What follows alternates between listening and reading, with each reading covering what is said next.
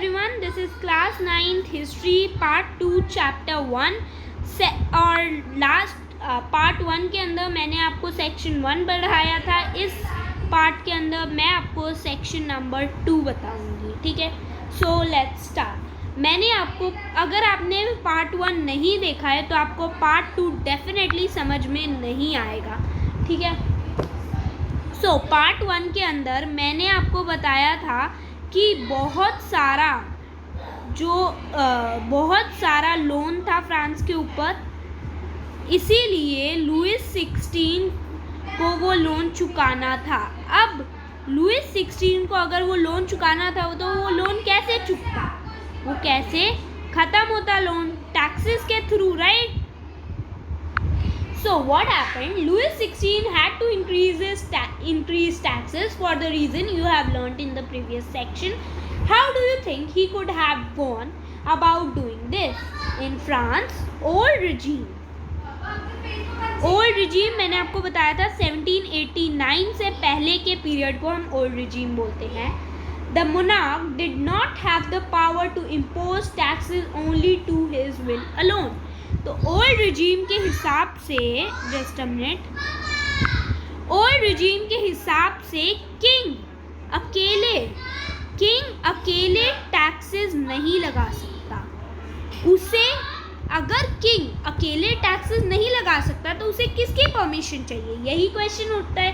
तो इसका आंसर है rather he had to call a meeting of estate general.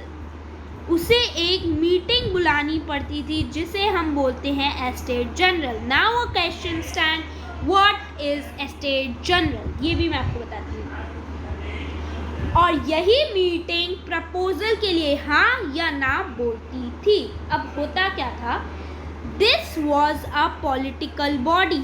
ये एक पॉलिटिकल बॉडी थी जो टैक्सेस लगेंगे या नहीं ये डिसाइड करती थी। ठीक है, अब इस मीटिंग के अंदर रिप्रेजेंटेटिव जो थे वो 3 एस्टेट्स के थे। ठीक है, तीनों एस्टेट इसके अंदर आती थी। इसके बारे में भी मैं अभी आपको बताती हूँ। और आपको पता है ये एस्टेट जनरल मीटिंग लास्ट कब बुलाई गई थी? ये एस्टेट मीटिंग लास्ट बुलाई गई थी 1614 में। ठीक है, और फिर जब बुलाई गई वो था 1789। तो इतना बड़ा गैप था। ऐसा क्यों? क्योंकि कोई भी इसे इम्पोर्टेंट मानता ही नहीं था। किंग मोस्टली इसे बुलाता ही नहीं था, किंग खुद ही डिसीजन लेता था। पर लुईस 16 ने ये मीटिंग बुलाई क्योंकि उसे और ज़्यादा टैक्सेस इंक्रीज करने थे। ठीक है, सो अब हम पढ़ते हैं स्टेट जनरल होता क्या है। ठीक है, सो स्टेट जनरल के अंदर तीनों एस्टेट, जो मैंने आपको 3 एस्टेट्स के बारे में बताया था, वो तीनों एस्टेट्स जाती हैं। फर्स्ट एस्टेट के 300 मेंबर, सेकंड एस्टेट के भी 300 मेंबर और थर्ड एस्टेट के 600 मेंबर, क्योंकि थर्ड एस्टेट बहुत बड़ी है। और एस्टेट मीटिंग के हिसाब से ईच एस्टेट 1 वोट। इसका क्या मतलब हुआ कि फर्स्ट एस्टेट यानी कि 300 पीपल की फर्स्ट क्लर्जी वाली स्टेट का 1 वोट, सेकंड स्टेट का भी 1 वोट और थर्ड स्टेट का भी 1 वोट। इससे मतलब सिर्फ 3 वोट आएंगे। और मोस्टली क्या होता था, फर्स्ट और सेकंड स्टेट तो हाँ बोल देती थी, जबकि थर्ड स्टेट मना करती थी क्योंकि सारा टैक्स तो जाके इसे ही पे करना है, इन दोनों को तो प्रिविलेजेस मिली हुई है। तो थर्ड स्टेट मना कर देती थी। पर होता क्या था, क्योंकि ये 2 थे इसीलिए हमेशा ये जीत जाते थे और थर्ड एस्टेट हमेशा लूजर हो जाती थी, उसे ही टैक्स पे करना पड़ता था। So now what happened, a represented hall in Versailles was prepared to host the delegates. The first and second estate sent 300 representative each, जो मैंने आपको बताया कि 300 रिप्रेजेंटेटिव आते थे फर्स्ट और सेकंड एस्टेट से, who were seated in the rows facing each other on the 2 sides. इनको सीट्स भी मिलती थी।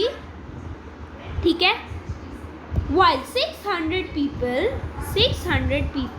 of the third estate को पीछे खड़ा रहना पड़ता था। कितना ज़्यादा भेदभाव था कि एक स्टेट को, दोनों स्टेट को सीट्स मिल रही है, जबकि थर्ड स्टेट को, जो मोस्ट ऑफ द पॉपुलेशन है, उसे खड़ा रहना है पीछे, बैक पे।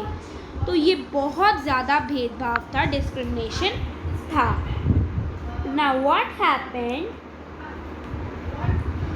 अब थर्ड स्टेट मोस्टली प्रॉस्पेरस और एजुकेटेड पीपल से भरी हुई थी, ठीक है, जबकि नोबिलिटीज़ और क्लर्जीज काफ़ी सारे अलग अलग टाइप के थे।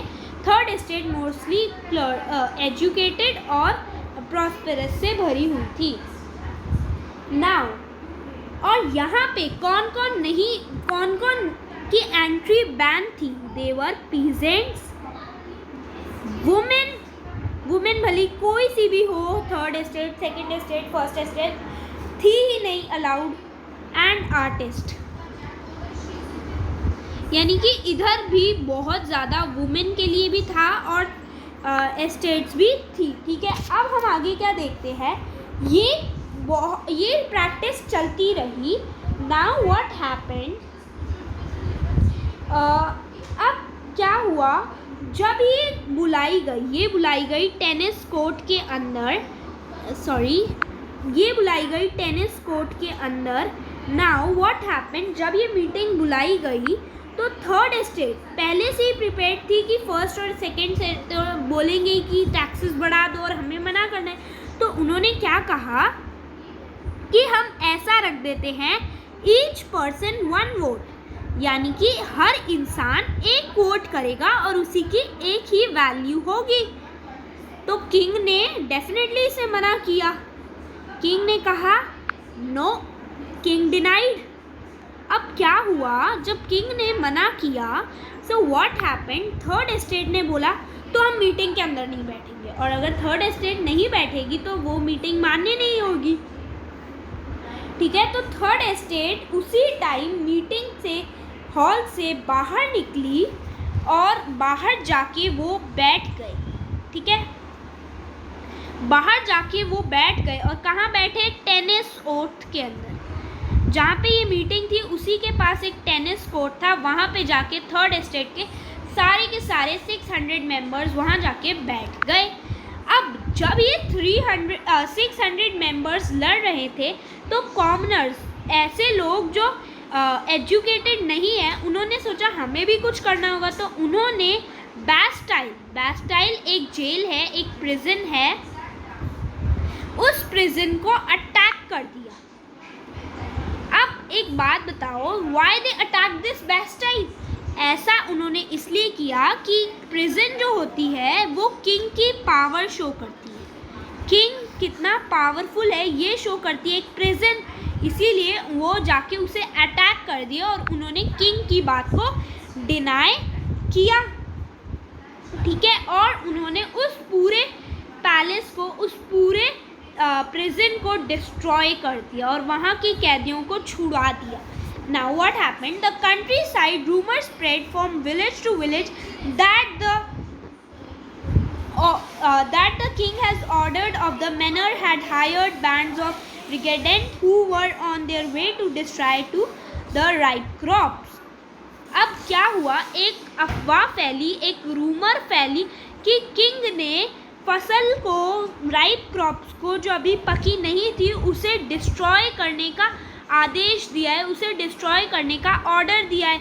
इसीलिए अब सब तो और ज़्यादा गुस्से में होंगे और प्रिपेयर होंगे। तो उन्होंने क्या किया, peasants in several districts seized hoes and pitchforks and attacked Chiteque. अब उन्होंने क्या किया, अब उन्हें लगा कि ये तो सारी खराब कर देगा फसल, तो उन्होंने जाके कैसल्स, इन सब पे अटैक कर दिया। और नाउ व्हाट हैपेंड, उन्होंने बहुत सारे नोबल, सबको, मतलब आर्मी, सबको मारा एंड बहुत सारी प्लेसेस को अटैक कर दिया, क्योंकि उनके साथ बहुत बुरा हो रहा था। सो उन्होंने अटैक कर दिया और उन्होंने कहा हम तब तक नहीं रुकेंगे जब तक 1% 1 वोट नहीं होगा, everybody will not be equal, तब तक this will not be allowed, ठीक है। अब क्या हुआ, जब इतना हुआ, now what happened, faced with the power of revolting subjects, अब जब इतना कोई रिवोल्ट कर रहे हैं, Louis 16 finally accorded recognition of National Assembly and accept that his powers would now on be a check by a constitution. अब Louis 16 जब इतना कुछ होएगा तो लुइस 16 को डेफिनेटली बात माननी पड़ेगी, वो फोर्स हो गया. सो Louis 16 was forced to accept constitution, तो उन्होंने एक कॉन्स्टिट्यूशन भी बना लिया. और उस कॉन्स्टिट्यूशन का क्या काम था, ये देखना कि किंग जो है वो किंग के ऊपर वो कॉन्स्टिट्यूशन चेक रखे. और उन्होंने एक नेशनल असेंबली भी फॉर्म की. अब वो नेशनल असेंबली क्या थी हम आगे पढ़ते हैं. तो उन्होंने एक नेशनल असेंबली भी फॉर्म की जो चेक रखती, एक कॉन्स्टिट्यूशन भी बनाया और वो क्या करती काम, चेक रखती ऑन किंग्स पावर. और ये लुइस 16 ने मान ली इनकी बात. और उन्होंने प्रिविलेजेस, यानी कि अब कोई भी बड़ा छोटा नहीं है, एवरीबडी इज इक्वल, प्रिविलेजेस को मना कर दिया कि आपको मेरिट अवार्ड, आपको एजुकेशन का लेना ही पड़ेगा तभी आपको मिलेगा, उससे के अलावा आपको नहीं मिलेगा. अब जब नेशनल असेंबली बढ़ गई, प्रिविलेजेस मना हो गई, सो फर्स्ट और सेकंड स्टेट क्योंकि बड़ी रिच थी तो क्या हुआ, उनसे भी अब टैक्स लिया गया. और जब इनसे भी टैक्स लिया जाएगा तो क्या होगा, टीथ यानी कि चर्च जो टैक्स लेता था वो भी अबॉलिश कर दिया गया. मतलब सारा कुछ थर्ड स्टेट के फेवर में, बहुत कुछ चीज़ें थर्ड स्टेट के फेवर में होने लगी. अब क्या हुआ कि एज अ रिजल्ट क्या आया इसका, जितना भी लोन था, वॉटेवर लोन जो भी था वो सारा रिकवर हो गया. फ्रांस ने बड़ी ही जल्दी सारा लोन पे कर दिया. ठीक है, अब हम आगे चलते हैं. France becomes a constitutional monarchy. जब कॉन्स्टिट्यूशन आ गया, एक कॉन्स्टिट्यूशन माने जाने लगा, अब कॉन्स्टिट्यूशनल मोनार्की आ गई. ठीक है, कॉन्स्टिट्यूशनल मोनार्की के आने के बाद, और डेट जो है वो बहुत इंपॉर्टेंट है इसलिए वो मार्क ज़रूर करना, 1791 में ये कॉन्स्टिट्यूशन फ्रेम हुआ. ठीक है, अब मैं आगे बढ़ती हूँ. सो कॉन्स्टिट्यूशन भी फ्रेम हो गया. ना व्हाट हैपेंड, फ्रांस का जो सिस्टम था वो कुछ इस तरह से हो गया था. अब इसके अंदर जुडिशरी भी थी, एग्जीक्यूटिव भी था और लेजिस्लेचर भी था. नाउ एक बारी मैं इन सब का रोल बता देती हूँ अगर किसी को याद ना हो तो. जस्ट अ मिनट, एक सेकेंड. लेजिस्लेचर, ठीक है. अब क्या हुआ, पहले तो इनके रोल्स, जुडिशरी हमारे कोर्ट होते हैं.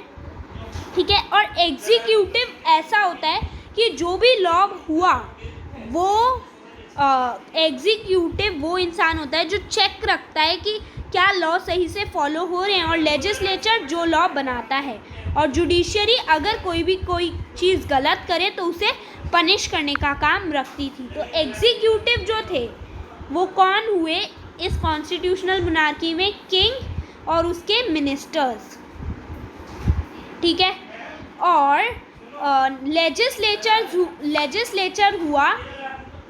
लेजिस्लेचर हुई नेशनल असेंबली. ठीक है, लेजिस्लेचर भी हो गई नेशनल असेंबली. अब हमारा हुआ जुडिशरी, वो हुए नॉर्मल कोर्ट्स.